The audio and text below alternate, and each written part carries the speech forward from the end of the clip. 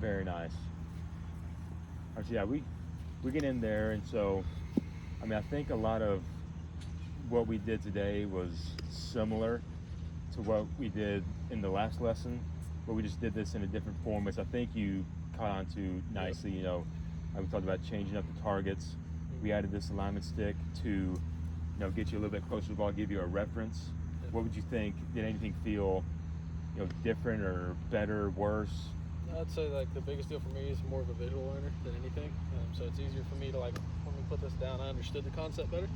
So I understood that my feet were out of alignment, face is out of alignment. That's why I was seeing those missed shots. So for me, this was a big help just to have an idea of where to set my feet to know that they're in line with the target and get more of that, I'd say the correct setup and posture like we talked about before throughout the lesson, but it only improved for sure.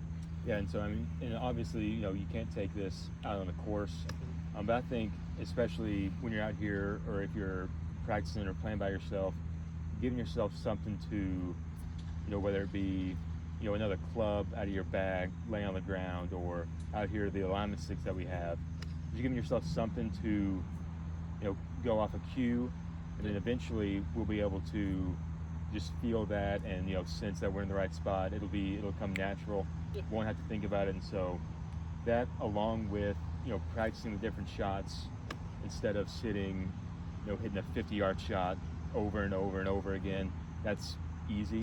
Yeah. And so I think, like we talked about, adding that variability, hitting different shots, more so on command, like you would out on the course. I think that's the biggest thing mentally. Like you said, you're a visual learner. Right. Out here, we've got great targets. Yep. So I think that's your plan, is to come out here, visualize, see your targets, where they're landing. No, I think we're in a good spot. What do you? Yeah, it's like you said, it's just more of kind of talking about a practice routine, finding the pluses.